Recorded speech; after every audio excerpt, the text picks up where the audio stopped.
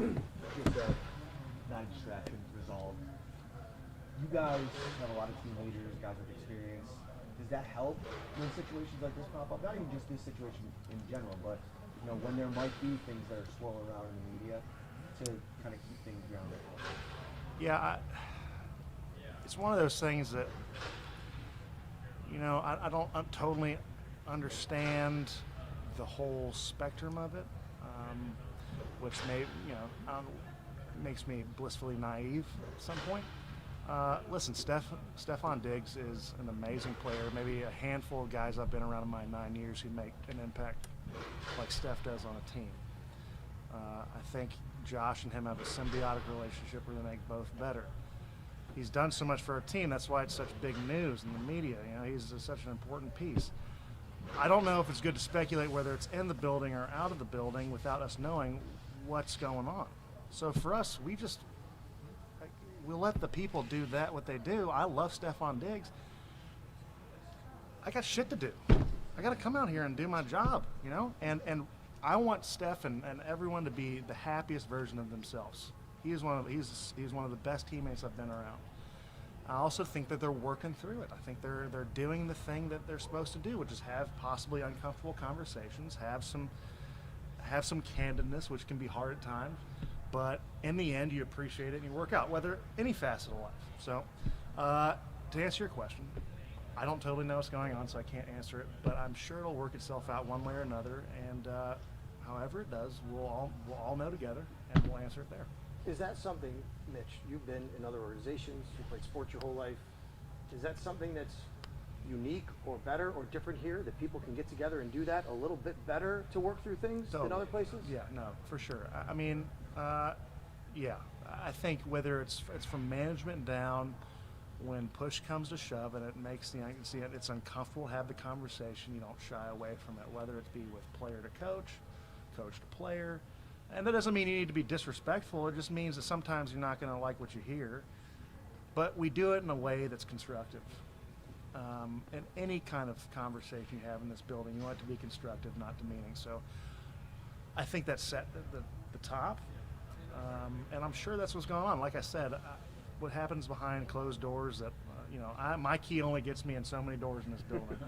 And it does not get me in the doors that those open. So thank God. So I can just kind of do my thing and let that dissolve itself as it may. Mitch, as much as going off topic of that topic, as much as you have stuff to do, what is the reaction in the locker room or just individually to all the stuff that Josh Allen is highlighted with, the Madden cover, going on dates in New York City, just how do you guys react to that stuff, and how do you see him as a quarterback now still focusing on football? I think from the jump, nothing has been more important in Josh's life, of course, excluding faith or family, than football.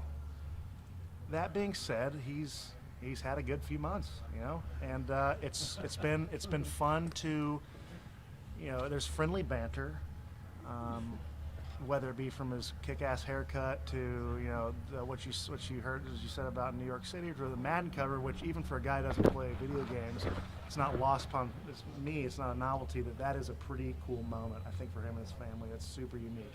So for us, it's just hyping him up and really getting in his ear. He takes it well, and he's very humbled by it. But when push comes to shove out here, he's still the ultimate competitor that is looking to get something out of every day, and that's refreshing, because I think that's what you want from your quarterback, no matter if things are going well or not well. Kind of within that, What's Mitch. that reminder to you of knowing his football is his focus?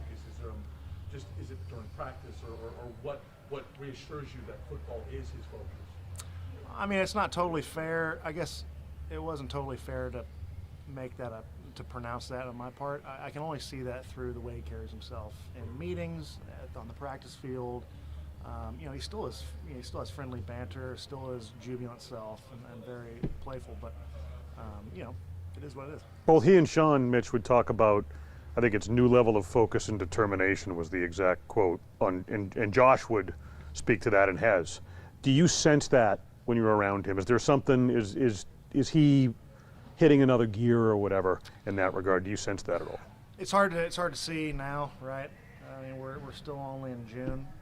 We all still have a lot to do to get to July and August.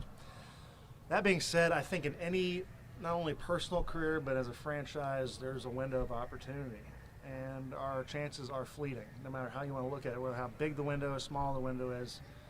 You know, you never quite know when it can end, and you never know when that opportunity is going to arise. Again, we've had some great fortune these last few years, but when is that going to dry up? When is that going to run out? Whether it's be from injuries, whether it just be from turnover, age. And, I mean, I feel it going into year 9. Like, how many more opportunities do I have personally, selfishly?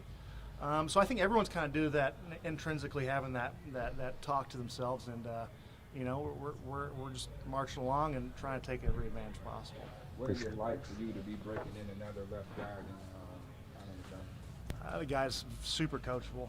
I think that's all you want. You don't want a guy who makes the same mistake twice. He hasn't. We all make mistakes, right? And he's just kind of a sponge with information. Quirky dude, love him to death, and we're really glad to have him. Yeah. What do you think they brought in David Edwards and Brandon Shell, Questenberry, Vance that there's sort of, since you've been here, an MO that they like to have a real veteran presence outside of the top 5.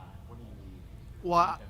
Yeah, along with them being veterans, a lot of those guys have played substantial football, and so they have game experience to draw back on, because, when they're maybe called on to come out there, they don't want that biggest experience to be that moment. They want opportunities to draw on, and it also is just they know how to be pros. And sometimes when your number isn't called every day, you still have to be a professional and have that to understand when the number is called to go from there and do it. What stood out about Osiris so far throughout the One more time, sorry. What stood out about Osiris, your first impression? I think just how willing he is to learn Cromer's technique. He's really working on trying to figure it out and get better, and he doesn't let bad reps bum him out. He flushes those, comes back, strong as hell. The dude is just naturally, freakishly gifted strong. But he's a good dude, and I think when you have a rookie who's drafted in those first few rounds, you're all a little anxious to see if he comes in thinking if his shit doesn't stink. And he's come in, just been a great sponge of information. Just kind of just stood in the background, which at times is tough for rookies, but that's the best way to integrate, I think. And he's done a good job, and we'll see if that keeps elevating. I think the best thing you can do for a football player is trial by fire.